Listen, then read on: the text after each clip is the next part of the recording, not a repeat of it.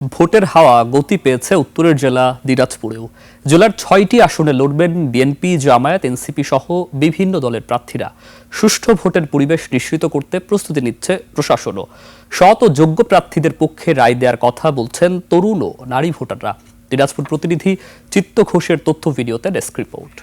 Sunbit সব দিবে সামাল। সানবিট ম্যাজিক প্রেস ডিশওয়াশিং এর মাথা ঘোরানো সলিউশন।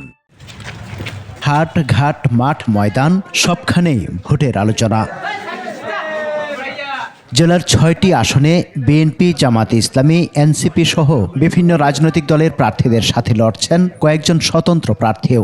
সৎ এবং মানবিক প্রতিনিধি নির্বাচনের কথা জানান বিভিন্ন শ্রেণী পেশার ভোটাররা। প্রার্থী হতে হবে যোগ্য, সৎ এবং জনকল্যাণমুখী। সকলের কাছে গ্রহণযোগ্যতা পায় এমন একজন প্রার্থীকে চাই। ভোট অনেক সুশৃঙ্খলভাবে সম্পন্ন হয়, আমরা যেন ভোট কেন্দ্রে গিয়ে নিজের পছন্দ মতো প্রার্থীকে আমরা ভোট দিতে পারি। জনগণ যাকে যাবে সেই জন্য দেশের নেতৃত্ব। নিজেদের প্রার্থীর জয়ের ব্যাপারে আশাবাদী বিভিন্ন দলের নেতারা। আমরা আমাদের জায়গা থেকে সর্বোচ্চভাবে আমরা আমাদের প্রার্থীকে জয়যুক্ত করার জন্য আমাদের সবাই আমরা ধানের শীষের পণ্যে ঝাঁপিয়ে পড়বো এবং আমরা তাকে জয়যুক্ত করবো ইনশাল্লাহ।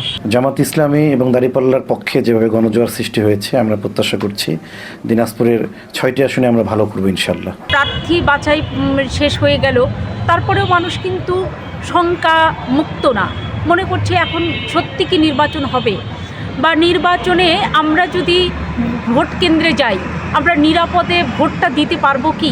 অবাধ, সুষ্ঠু ও নিরপেক্ষ নির্বাচন অনুষ্ঠানের স্বার্থে সব ধরনের প্রস্তুতি নেওয়ার কথা জানান রিটার্নিং কর্মকর্তা। গোয়েন্দা সংস্থাসমূহ তথ্যপাত্র সংগ্রহ থেকে শুরু করে আইন শৃঙ্খলা কাজে আমরা সকলে অন্তর্ভুক্ত হয়েছি।